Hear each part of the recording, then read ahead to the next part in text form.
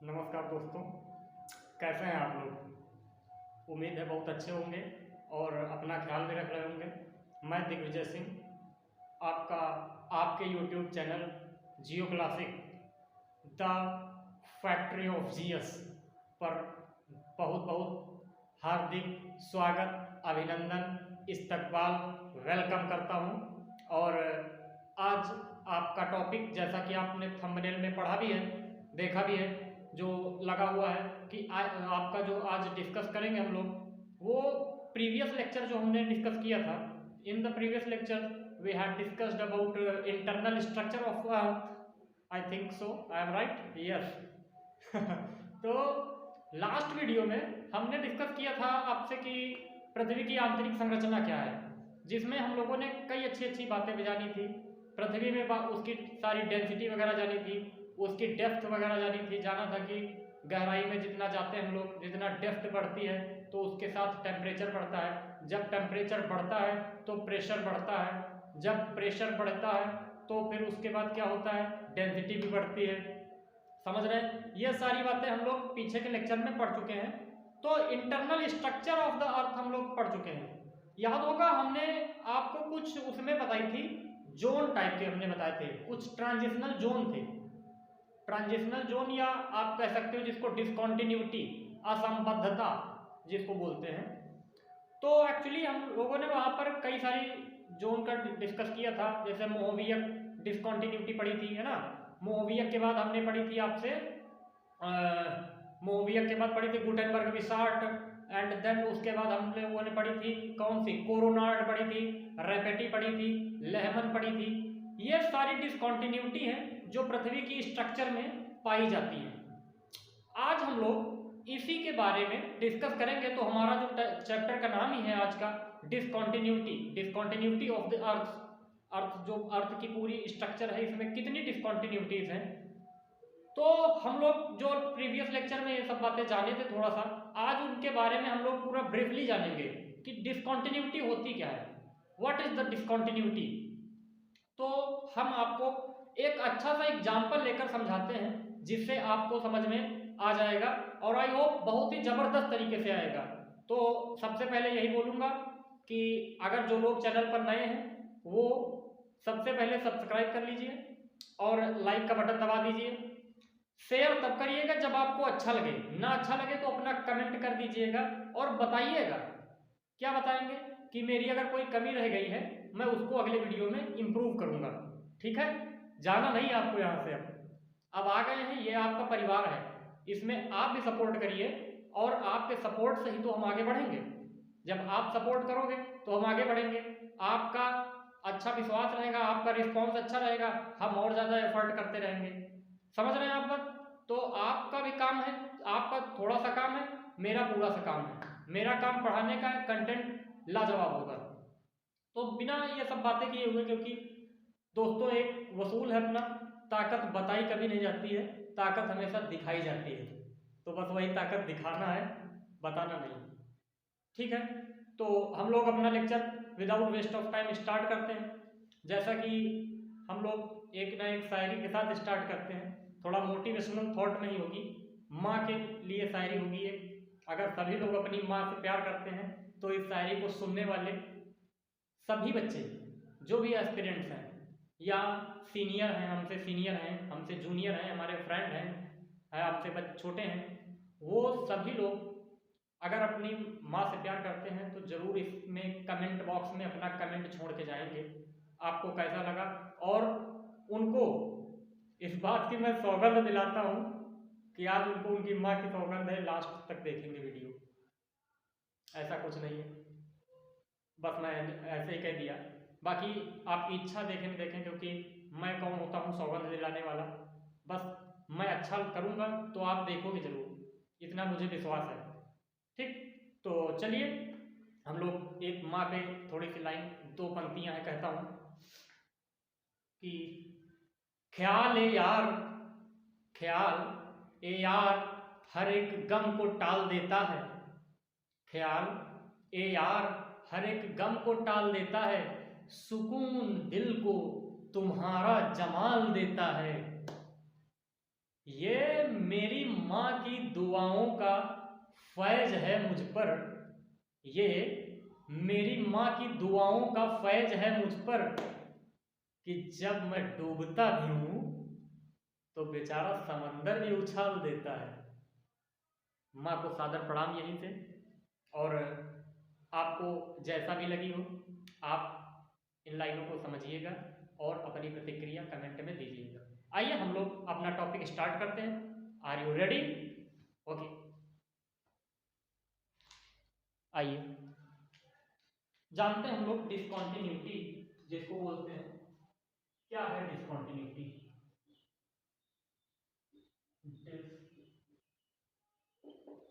Discontinuity Hindi में इसको असंबद्धता कहते हैं। असंबद्धता,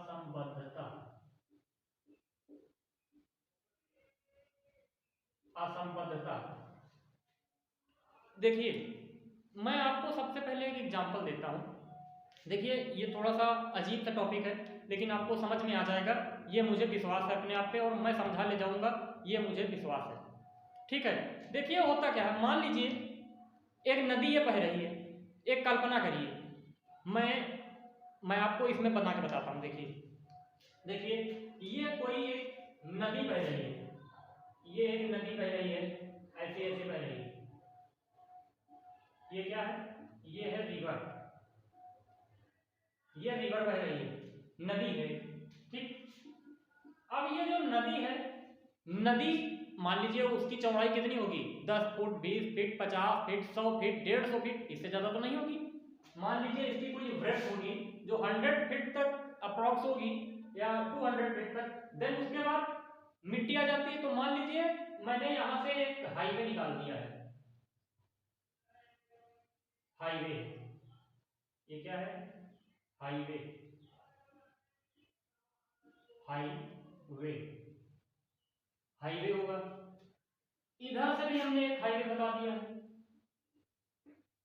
ये आपका हाईवे, ये आपका हाईवे हो गया और ये भी आपका हाईवे हो गया। ठीक है, अब आप देखोगे क्या होगा, ये भी हाईवे है, ये भी हाईवे है। अब हम देखेंगे कि बीच में कुछ जगह हमने दोनों ओर छोड़ दी है। समझ पा रहे हैं आप? ठीक है, बीच में आपको कुछ जगह दिख रही, देखिए इधर भी दिख रही, इधर भी दिख रही। मैं एक पत्ती इसकी हटाता हूं।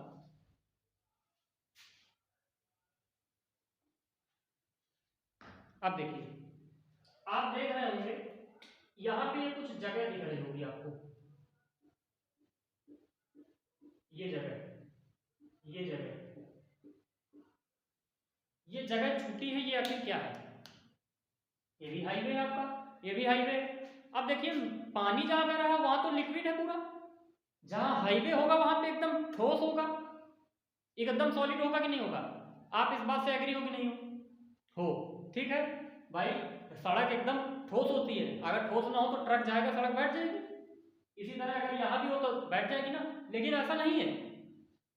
अब बीच में थोड़ी सी जगह छोड़ दी गई है, यह छूटी है। क्यों छूटी है? देखिए समझिए, क्या ये जो जगह है, अब यहां पे पानी है तो ये पानी जो है आप देख पा रहे हो, इस जगह से ये अब नदी इतना है तो यहां तक तो पूरी गीली होगी, इतना तक मान लीजिए, आगे तक तो अभी कहते नहीं सीलन होती है, सीलन समझ रहे हो जिसको, नमी बनी रहती है, मॉइस्चर, मॉइस्चर बनी है। मान लीजिए हमने कहा यहां तक बनी होगी, यहां तक बढ़ा दिया, सेम है इधर भी बढ़ा दिया, इधर भी, यहां तक तो नमी हो गई। ये क्या हो गया? ये आपका मॉइस्चर हो गया, नमी हो गई, मॉइस्चर, नमी। ठीक, ये तो नमी हो गई। अब ये नमी हो गई, इसके बाद आप देख रहे हो फिर से खाली जगह है। अब यहां पे क्या होगा? क्या यहां पे एकदम ठोस चीजें होगी या पानी यहां तक तो होगा नहीं भाई? नदी का देखिए, एक नदी का बैराज होता है, एक लेवल होता है, वहीं तक तो बहेगी। उसके बाद थोड़ा सा नमी होगी, नमी होगी। अब ये जो ठोस है, क्या ये ठोस जो है ये यहां से डायरेक्ट तो ये पक्का होगा नहीं। पक्का का मतलब आप समझिए, समझिए थोड़ा सा। तो इसका मतलब मैं ये कहना चाहता हूं कि ये जो जगह है आप देख पा रहे हैं, इस जगह ये अब पूरी तरीके से गीली नहीं है, ये वाली जगह इधर से बाहर बाहर काट के देखिए, अभी भी छोड़ा है क्योंकि यहाँ पे ज्यादा गीला है, लेकिन जैसे जैसे आगे बढ़ते जा रहे हैं नमी खत्म होती जा रही है।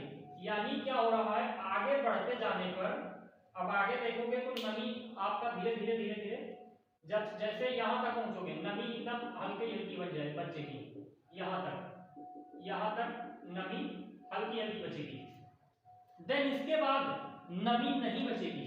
फिर ये जो है जोन, ये आपका जोन जो है ये एकदम, ये जो रेड वाला मैं कर रहा हूं,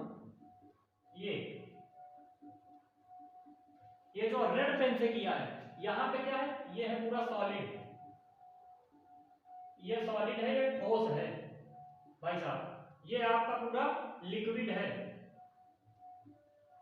ये लिक्विड है, ये सॉलिड है। यहां पे देखिए जैसे ही हम इधर बढ़ते जा रहे हैं, इधर साइड जैसे ही बढ़ते जा रहे हैं यहां से, इसमें इसके लिए मैं बता रहा हूं, इसके लिए चाहे आप इधर देखिए, यानी चाहे इधर बढ़ते जा रहे हो चाहे इधर बढ़ते जा रहे हैं, हो क्या रहा है, इधर भी देखिए जो नमी है, नमी की मात्रा क्या हो रहा है, डिक्रीज हो रही है, घट रही है कि नहीं घट रही है, इधर भी वही हो रहा है, नमी की मात्रा डिक्रीज हो रही है।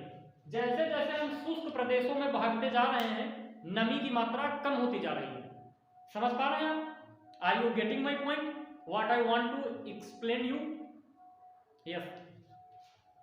तो यहां पे आप देखते हैं क्या कि नमी की मात्रा जैसे जैसे ही घटती चली जा रही है, तो यहाँ पे आप देखोगे कि एकदम से नमी की मात्रा समाप्त हो जाएगी, और इधर क्या है, ये पूरा सॉलिड एरिया आ रहा है। इसके बाद से आप देखते हो ये सॉलिड है, ये सॉलिड है, तो अब ये सॉलिड है, ये लिक्विड है। अब हम आपको क्या दिखाने जा रहे हैं, बहुत ध्यान से देखिएगा। जो ये जोन है, तो ऐसा जोन जहां पर ना पूरी नमी है ना ही पूरी ठोस है, वो इसमें कौन सा हो जाएगा, वो वाला जोन ये वाला हो गया, ये जोन, ये तो ये जो आपका बन गया है, मैं थोड़ा सा ब्लैक पेन से दिखाता हूं आपको, ज्यादा अच्छा दिखेगा। ये रहा, ये वाला, ये आप इधर से देखिए, ये जोन, तो जो ये वाला जोन है, ये वाला, ये यही वाला जो जोन है, इन्हीं को बोलते हैं, कौन सा जोन है, this zone is nothing but it is known as the discontinuity, zone of the discontinuity. ठीक है, this zone is known as the zone of discontinuity, यानी यही क्षेत्र असंबद्धता का क्षेत्र कहलाता है। ठीक है, सब असंबद्धता का क्षेत्र कहलाता है, ये बात आपको समझ गए। अब जो ये वाला है, इसी क्षेत्र में दोनों के ही थोड़े से पाए जाएंगे, यानी ये जो क्षेत्र आता है ट्रांजिशनल जोन जिसको बोलते हैं, ये ट्रांजिशनल जोन भी कहा जा सकता है। आप देख सकते हैं इसको, जस्ट अ मिनट मैं दिखाता हूं आपको।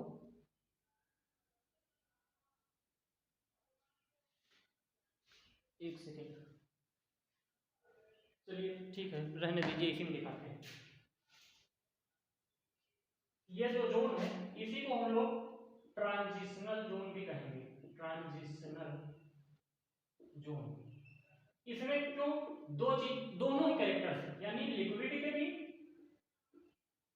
सॉलिड के भी, दोनों के ही कैरेक्टर पा जाएंगे, यानी ठोस और द्रव, दोनों के ही पा जाएंगे, यानी सेमी सॉलिड टाइप का हो जाएगा।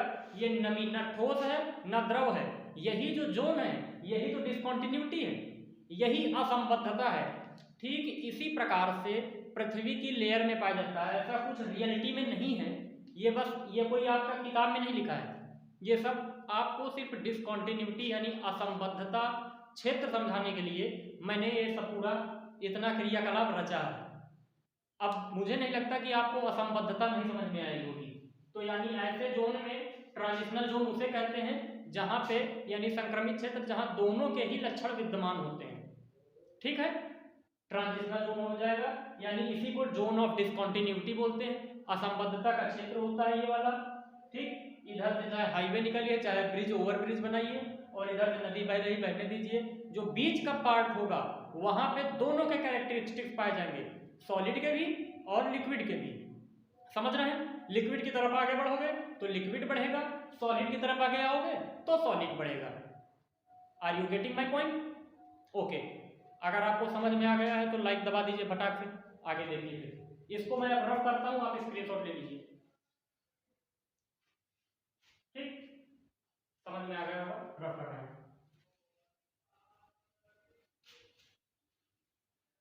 टॉपिक बहुत इंटरेस्टिंग होने वाला है अब, क्योंकि अभी तो ये आपको सिर्फ समझाया था कि डिस्कंटिन्यूटी होती क्या है। अब रियलिटी में आप दिखाएंगे कि डिस्कंटिन्यूटी पृथ्वी में कहां कहां है, क्या क्या है। ठीक है,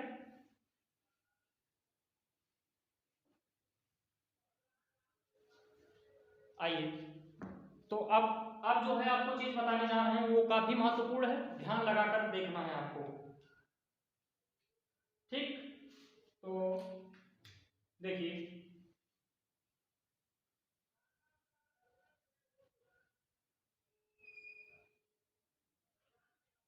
डायग्राम बना है बढ़िया सा, चलिए ठीक है, जैसा भी है आप समझ लीजिएगा। ठीक, क्योंकि मेरे को समझाना है, अब यहाँ कलाकारी नहीं दिखा रहे हैं। ये हो गया एक जोन।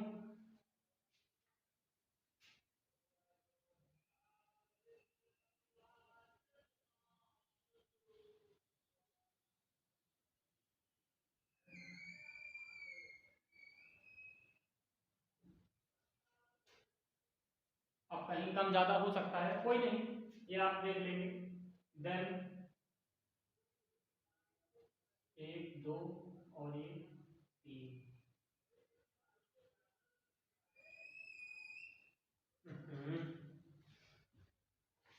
थोड़ा सा समय दीजिए, मैं जल्द से ही बना देता हूँ।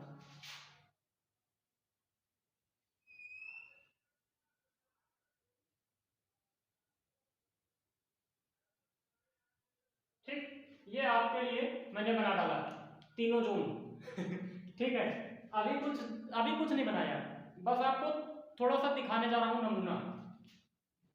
देखिए, हम जानते हैं ये चीजें हम पहले पढ़ चुके हैं। ये क्या है, नाम आपको बता देते हैं। ये है आपकी क्रस्ट है, ये क्या है, क्रस्ट है। क्रस्ट नहीं बोलना है, क्रस्ट, क्रस्ट। हिंदी में क्या कहते हैं, भूपरपटी, हिंदी में भूपरपटी, भूपरपटी। ये क्या है, ये है भैया हमारी मेंटल, मेंटल, हिंदी में भी एक ही नाम होता है, मेंटल।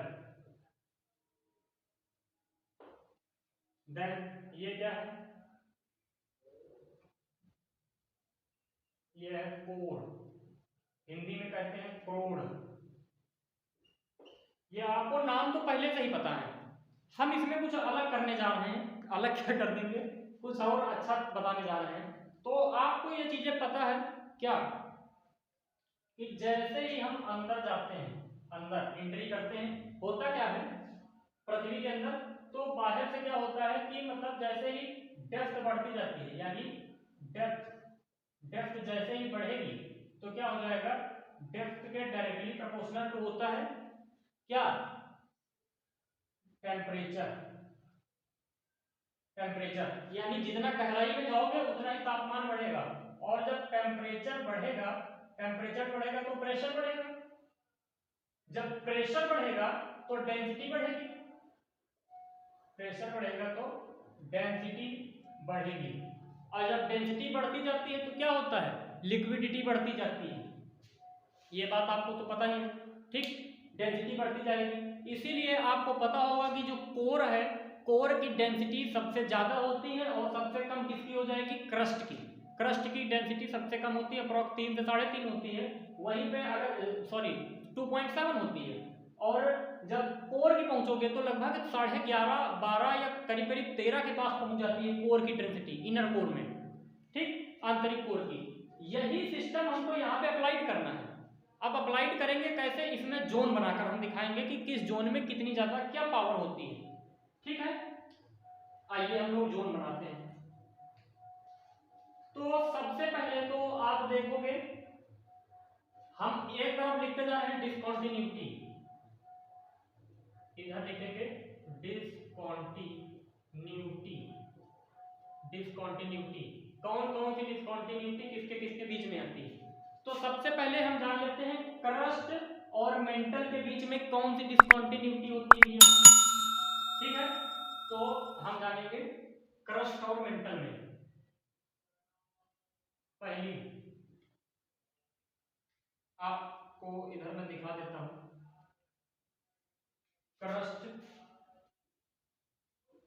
और मेंटल। क्रस्ट और मेंटल में जो डिसकंटिन्यूटी होती है उसका नाम क्या है। हालांकि आपको पीछे की वीडियो मैंने बताया भी था, लेकिन कोई बात नहीं, घबराइए नहीं, फिर से बता देंगे। दूसरी कौन सी होगी, क्रस्ट और मेंटल में ये वाली हो जाएगी, मेंटल और कोर में कौन सी हो जाएगी। तो आप ये बता दीजिए हमको, मेंटल प्लस कोर, इनमें कौन सी हो जाएगी। कहोगे सर बस यही दो ही है, यही दो नहीं है, अभी और भी डिसकंटिन्यूटीज है, ये तो ऊपर ऊपर की हो गई। तो मैं इनको सिंबलाइज कर देता हूं, जरा सा मार्कर चेंज करके। जो डिसकंटिन्यूटी जोन है मैं उनमें डैश डैश बना देता हूं, आपको समझने में आसानी हो जाएगी, ठीक है। फिर अभी और कोई नहीं बनाना है। तो आप ये समझ रहे हो खाली, जो ये क्रस्ट है ये मेंटल है, अब ये कोर है, ये सभी को पता है। तो हम इसके नाम पहले जान लेते हैं जो क्रस्ट और मेंटल के बीच में होती है, यानी जो ये मेंटल है, ये क्रस्ट है, क्रस्ट और मेंटल के बीच में जो पाई जा रही है, इसके बीच में कौन सी है, और ये कोर वाली भी बनानी पड़ेगी। ये भी आप देख लीजिए, ये आप देख पा रहे हैं। तो जो क्रस्ट और मेंटल के बीच में है, ये कौन सी पाई जाती है, ये पाई जाती है मोह नामक एक वैज्ञानिक थे, क्या नाम था, मोह जैसे ओम का नियम पढ़े तो ओम के भाई थे मोह, उसी तरीके का नाम है मोह। तो MOH मोह, MHO मोह, मोह तो उन्हीं ने खोजा था, मोहवियक डिसकंटिन्यूटी। तो आपको बता देता हूं मैं, क्रस्ट और मेंटल के बीच में है मोहवियक, मोहवियक डिसकंटिन्यूटी, डिसकंटिन्यूटी हिंदी में कुछ नहीं, सेम नाम है, मोहवियक असंबद्धता, मोहवियक असंबद्धता, असंबद्धता, ठीक है। ये कौन सी है, मोहवियक असंबद्धता। फिर मेंटल और कोर के बीच में, मेंटल और कोर के बीच में ये वाली जो डिसकंटिन्यूटी है, इसका नाम क्या होता है, तो इसका नाम होता है गुटेनबर्ग विशार्ड डिसकंटिन्यूटी। क्या होती है, गुटेनबर्ग विशार्ड डिसकंटिन्यूटी, डिसकंटिन्यूटी यानी हिंदी में कहते हैं गुटेनबर्ग विशार्ड असंबद्धता, असंबद्धता, क्लियर, ठीक है। आप कहेंगे सर जी इसके अंदर भी कुछ होगा, जी हाँ बिल्कुल होगा। अब बहुत ही अच्छी चीज आप जानने वाले हैं, तो वो आप देखेंगे क्या है। अब मैं जो बताऊंगा, क्रस्ट जो होगा, क्रस्ट को भी दो भागों में तोड़ना है, inner core, inner crust, outer crust, यानी आंतरिक क्रस्ट और बाहरी क्रस्ट। ये देखिए, ये मैं तोड़ रहा हूं, ये आंतरिक क्रस्ट हो जाएगी ये रही आपकी मतलब क्रस्ट का डिवीजन हो जाएगा, ये है। तो एक तो ये बन गई। इसके बाद इसी तरह मेंटल में भी आप बना दीजिए,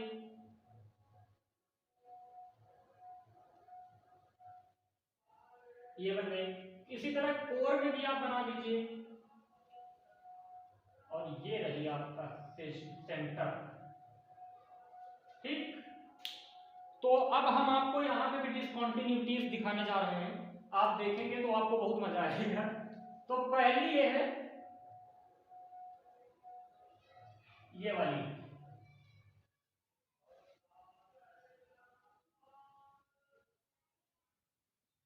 ये डिसकंटिन्यूटी है। ये वाली जो डिसकंटिन्यूटी है, एक आपकी ये डिसकंटिन्यूटी है,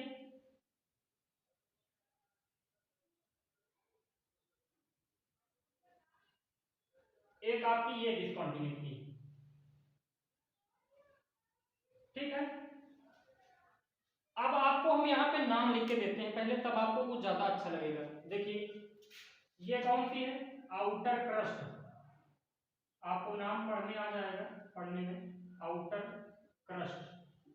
ये कौन सी है, ये है इनर क्रस्ट। ये कौन सी है, आउटर मेंटल।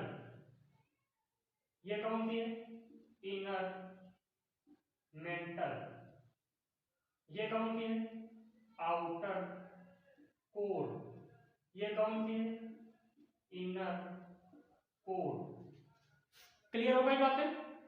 जैसे ही आप अंदर घुसते चले जाओगे, यूं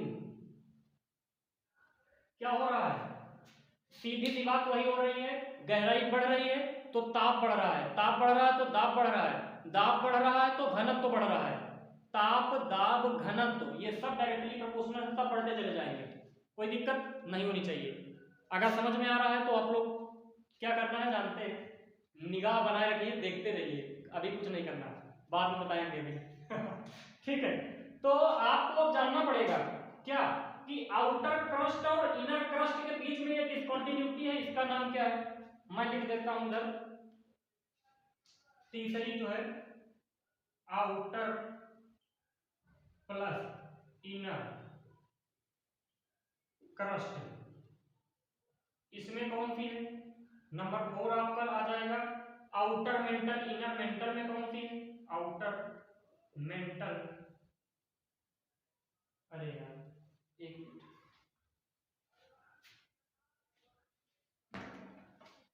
आउटर प्लस इनर मेंटल में कौन सी हो जाएगी,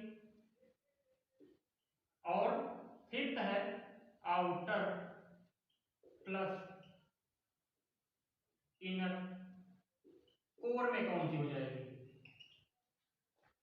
भाई आउटर मेंटल, आउटर और आउटर क्रस्ट इनर क्रस्ट के बीच में, आउटर क्रस्ट इनर क्रस्ट के बीच में जो ये वाली डिसकंटिन्यूटी है, ये कौन सी है। इसके बाद पूछा है आउटर मेंटल और इनर मेंटल, आउटर मेंटल ये, इनर मेंटल ये है, तो ये वाली डिसकंटिन्यूटी है, ये कौन सी है। इसके बाद पूछा आउटर कोर और इनर कोर, इसके बीच में, यानी आउटर कोर और इनर कोर के बीच में, तो ये डिसकंटिन्यूटी बन गई, ये कौन सी है। ये जो काली काली हमने बना दिया, ये बड़ी वाली है, इनको मतलब आपको जानना है, और आपने ये वाली जान ही ली है, कौन कौन सी, ये जान ली है आपने, क्रस्ट और मेंटल के बीच वाली, ये वाली, ये आपको पता है ये कौन सी है। फिर इसके बाद मेंटल और जो है कोर वाली जानी थी आपने, तो ये वाली भी आप जान चुके हैं, ये दोनों आप जान चुके हैं। कुल मिला के हमको 5 जाननी है, तो आप इसको जान चुके हैं, इसको जान चुके हैं। ठीक है, देख पा रहे हैं, इसको जान चुके हैं, इसको जान चुके हैं। हम अब पढ़ने जा रहे हैं इनके बीच में। तो देखिए मैं डायरेक्टली पहले तो लिखा देता हूं, उसके बाद आपको एक ट्रिक बताऊंगा। डायरेक्ट याद करने ज्यादा अच्छा है, नहीं तो हमारे पास सारे साधन मौजूद हैं, परेशान न होइए। ठीक, तो हम बताने जा रहे हैं आउटर और इनर, पहले जहां से बताइए वहां से चले। तो चलिए कौन सा पेन ले लेते, रेड। आउटर क्रस्ट और इनर क्रस्ट के बीच में जो है, यहां पे पड़ती है कोरोनार्ड डिसकंटिन्यूटी। नाम बहुत खतरनाक खतरनाक है, कोरोनार्ड डिसकॉन्टिन्यूटी। हिंदी में क्या कहते हैं? कोरोनार्ड असंबद्धता। कोरोनार्ड असंबद्धता। इसके बाद आउटर मेंटल और इनर मेंटल, यानी आउटर मेंटल और इनर मेंटल, तो ये आप जान चुके हो। अब इसकी कौन सी है? तो इसमें पाई जाती है रेपेटी। हिंदी में पहले चले इंग्लिश वाले। रेपेटी, रेपेटी डिसकॉन्टिन्यूटी, डिसकॉन्टिन्यूटी, रेपेटी डिसकॉन्टिन्यूटी। हिंदी में सेम नाम है, क्या बार बार मैंने वो मेहनत करवा रहे हैं आप लोग। रेपेटी, लेकिन कुछ है भाई साहब को कह दिया आप हिंदी में नहीं बताते हैं। असंबद्धता। अब बताइए, पूरा हिंदी बोल रहे हैं तब भी नहीं इनको चैन है, क्या करेंगे भाई?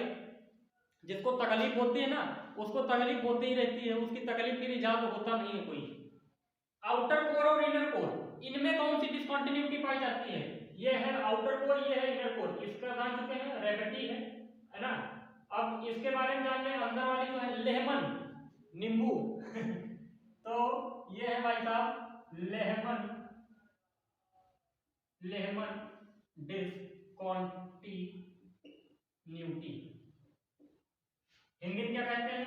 लेहमन असंबद्धता, लेहमन असंबद्धता, असंबद्धता क्षेत्र, डिसकॉन्टिन्यूटी जोन। तो ये आपको हमने बताया है अभी आउटर कोर और इनर कोर में। ये आपको हो सकता है ना दिख रहा हूं, मैं थोड़ा सा छोटा करके दिखाता हूं, दिखना चाहिए यार सब कुछ। आउटर प्लस इनर, अब दिख रहा होगा। ओके ठीक है। तो अब हम देख पा रहे हैं, हमने तो सारा काम अपना कर दिया है। अब रहा, आपको पता नहीं याद हुआ कि नहीं, एक हमारे पास और उपाय है। देखिए क्या है वो उपाय, बड़ा अच्छा है। हमारे यहाँ लखनऊ में क्या होता है, जैसे आपको एक तीनों जोन याद कराने के लिए है वो। पहली बात, कोई उसको सीरियसली कुछ लेगा नहीं, एक ट्रिक बनाई है, बस उसी के माध्यम से आप समझ सकते हैं, और बाकी कोई भी बात सीरियस नहीं लेने का। ओके, समझिए। देखिए हमारे यहाँ लखनऊ में ये कहा जाता है एक भाई साहब है, अब ये बैठे हैं भाई साहब, तो इनका नाम गांव में प्यार से कल्लू कहते हैं, है ना। इनको प्यार से कल्लू कहते हैं। तो एक दिन हमारे यहाँ दादाजी बैठे थे, दादाजी ने क्या कहा दादाजी ने कहा, ए कल्लू, सुनेगा कि कनपटा पे लेगा?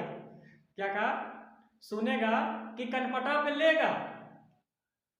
अब ये बात हमको दिमाग में आ गई, हम तब से भाई साहब हैं, इनको थोड़ा चलाते रहते हैं, चलता रहता है, अपना आपस का मामला है, कोई दिक्कत नहीं है।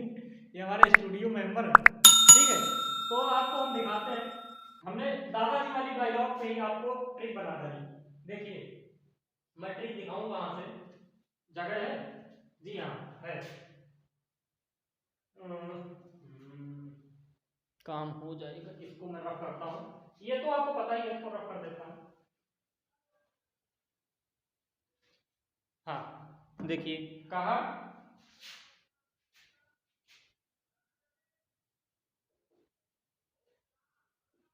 ए कालू कनपटा पे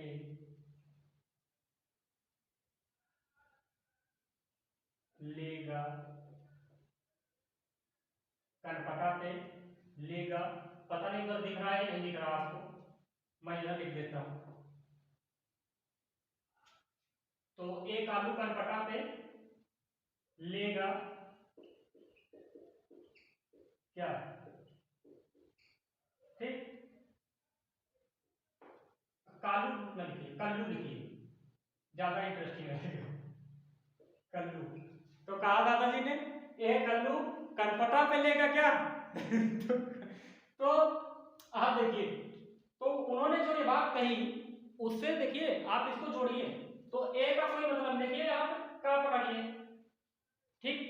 अब कनपटा पे, और हाँ एक तो देखो मेन चीज छूट ही गया, कनपटा पे राहटा तो वो कहाँ गया फिर? कनपटा पे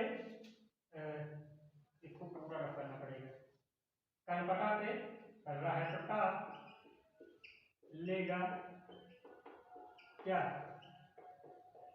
एक्चुअली दादाजी उस दिन कह रहे थे कि भैया थोड़ा सा ये चारपाई पड़ी है, इसको धूप में डालो, अब ठंड होने लगी। तो ये बार बार सुन नहीं रहे थे। दादाजी ने लट्ठी उठा कर कर ए कल्लू कनपटा लेगा क्या। तो यही बात आप समझिए। तो इन्होंने कहा कल्लू कनपटा छोड़ दीजिए, ये भी कहा रहता, तो यहां से आपको पूरा लेना है और लेगा ले लेना है बस। ए कल्लू कनपटा भी लेगा के, कल्लू से क्या बनाया कोरोनार्ड, अब कोरोनार्ड जो बना, तो कोरोनार्ड किससे रिलेटेड होता है, कोरोनार्ड रिलेटेड है क्रस्ट से, है कि नहीं है। रहता रेपेटी किससे रिलेटेड है, बीच में कौन आता है मेंटल से हो गई। फिर इसके बाद लेगा क्या लेहमन जो है, लेहमन किससे संबंधित है, लेहमन आपके संबंधित है कोर से, सबसे बाद में कोर आता है, तो ये कोर मेंटल क्रस्ट। एक कल्लू कनपटा पे लेगा के। अब अगर आपका नाम हो तो चिड़िया नहीं, हमने पहले ही देखिए कोई भी नाटक आता है, टीवी सीरियल आता है, पहले लिख दिया जाता है भूमिका डिस्क्लेमर, यह हमें इस नाटक में सभी पात्र काल्पनिक हैं, कोई भी विवादास्पद बात नहीं करेगा, न कोई भी अपने जहन पे इसको लेगा सीरियसली। सेम मैंने पहले बताया था। तो कहा ए कल्लू कनपटा लेगा क्या। तो कल्लू से बना कोरोनार्ड आ गया क्रस्ट पे, रहता से बनी रेपेटी आ गई मेंटल में, लेगा से लेमन बना, लेमन आ गया कोर। ये बातें आपको सबसे ज्यादा पता हो गई। तो इस प्रकार हमने सारी आज डिस्कंटिन्यूटीज पढ़ ली हैं। अब देखिए क्रस्ट भी पढ़ लिया, मेंटल भी पढ़ लिया, क्रस्ट मेंटल और मतलब मोहोवियम पढ़ ली, और फिर आउटर मेंटल इनर मेंटल में जान लिया, आउटर इनर कोर में जाना और आउटर इनर क्रस्ट में जाना, यानी ये जाना, ये भी जान लिया, मोहोवियम जान लिया, गुटेनबर्ग जान लिया, कोरोनार्ड जाना, रेपेटी जानी और लेहमन जानी। इसका पहले स्क्रीनशॉट लीजिए, ले चुके होंगे, अब कोई दिक्कत नहीं है। अब हम आपसे कुछ बात करते हैं। देखिए आज का हमारा ये टॉपिक तो यहां से समाप्त होता है। अब जैसे आपको पिछले वीडियो में हमने बता भी दिया था, खैर कोई दिक्कत नहीं थी, लिथोस्फीयर, आस्थेनोस्फीयर, और इसके बाद आपको बताया था मेसोस्फीयर, देन ब्रायोस्फीयर। ब्रायोस्फीयर एक्चुअली कोर वाला भाग था जहां पे डेंसिटी सबसे ज्यादा होती है, यू नो वेरी वेल। और जो इनर कोर होता है वो तो ठोस हो जाता है, क्यों, क्योंकि यहाँ पे प्रेशर बहुत ज्यादा होता है, यहाँ पे प्रेशर बहुत ज्यादा होता है, एकदम एक्सट्रीम हाई होता है, प्रेशर यहाँ पे एक्सट्रीमली हाई होता है, बहुत ज्यादा होता है। दैट्स व्हाई यहाँ पे बहुत ही ज्यादा, मतलब आप कह सकते हो कि कोर जो होता है यहाँ पे बहुत ठोस जगह होती है, और जबकि आउटर कोर में क्या है, लिक्विड होता है पूरी तरीके से, ठीक।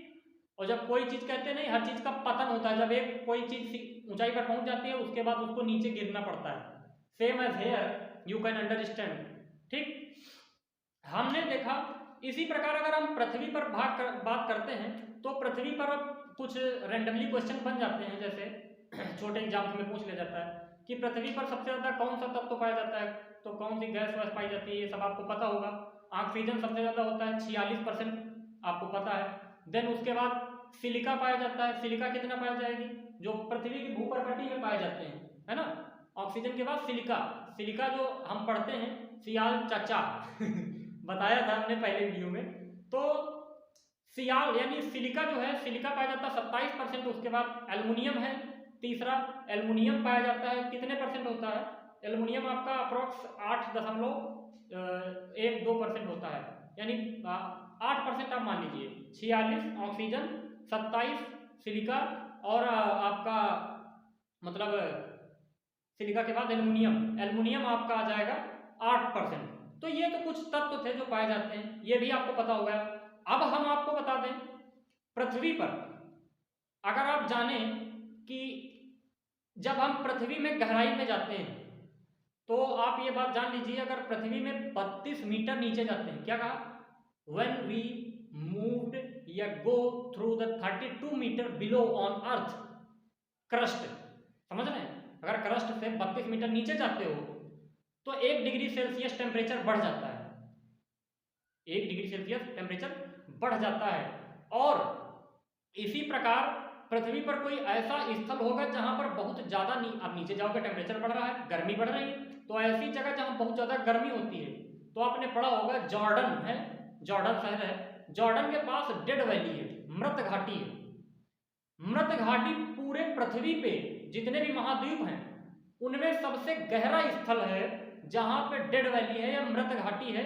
ये जॉर्डन के समीप का आसपास का क्षेत्र होता है, ठीक है। उस मृत घाटी की जो औसतन गहराई है वो समुद्र तल से लगभग 400 मीटर नीचे है, समझ रहे हैं, सी लेवल से बिलो सी लेवल 400 मीटर है वो प्लेस।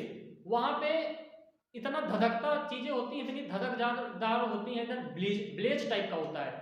अगर वहां आप चले जाए ना ऑक्सीजन है ना कोई आपका मतलब रहने योग्य वातावरण ही नहीं है, वहां आदमी गया तो दम घुट के मर जाएगा, बहुत ही ज्यादा टेम्परेचर वहां ज्यादा बहुत होता है।